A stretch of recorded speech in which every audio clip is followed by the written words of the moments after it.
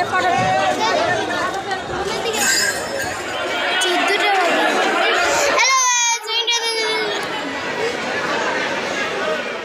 বন্ধুরা, দেখো আজকে আমি চলে এলাম স্টেশনে আসার কারণ হয়েছে কয়েকদিন ধরে রিলস ভিডিও দেখছি অনেক ভাইরাল কাকদ্বীপ স্টেশন। তো ভাবলাম কেন না যে করা যাক ওখানেও রিলস। তো এসে দেখি অনেক অনেক ভিড়। তো দুজন তিনজনকে জিজ্ঞেস করার পরে তারা বললো কেরালা যাচ্ছি, আর কয়েকজনকে জিজ্ঞেস করার পরে বলে ডক্টরের কাছে যাচ্ছি, নিজের কাজে যাচ্ছি, এই সেই মানে আর কি বলবো, তাদের কাছে ছাড় আমার কাজটাই শুরু করি।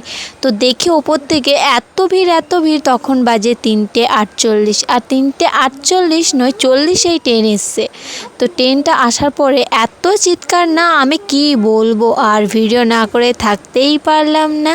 তো তোমাদের জন্য শেয়ার করেছি এইটা ভিডিও। তোমরা কিন্তু অবশ্যই কিন্তু লাইক কমেন্ট সাবস্ক্রাইবটা করে দিও, আর ফেসবুক থেকে দেখে থাকলে একটু ফলো করে কমেন্ট করে একটু লাইক দিয়ে দিও, যাতে আমার সাপোর্টার তোমরাই হতে পারো।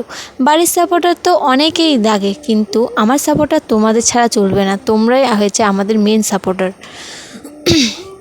তো গাইস দেখো, ট্রেনটা থামার পরে সবাই মানে তাড়াহুড়ো করে যে যেরকম পারে সেরকম উঠতে যায়। আর তোমরা তো জানো কেরালা মানে একটা মানে কাজের অন্য একটা দেশ, এ দেশ থেকে ও দেশ মানে বিদেশে যাচ্ছে।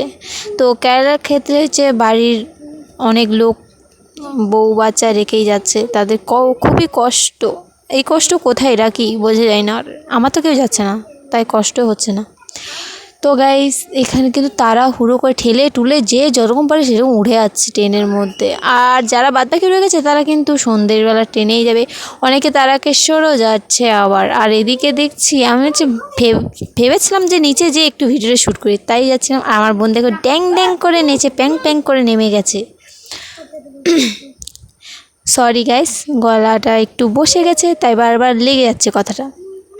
তো এখানে কিন্তু আমার আত্মীয় স্বজন বলতে 2-3 জন এসেছিল, তারাও কিন্তু ট্রেনে উঠতে পারেনি তাড়াতাড়ি বলতে এরকম ঠেলাঠেলির মধ্যে ওঠা যায় বলো।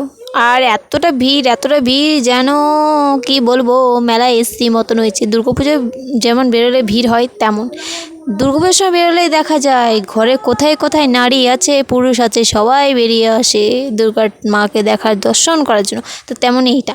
তো গাইস টাটা বাই বাই, ট্রেনও গেল, আমিও যাই।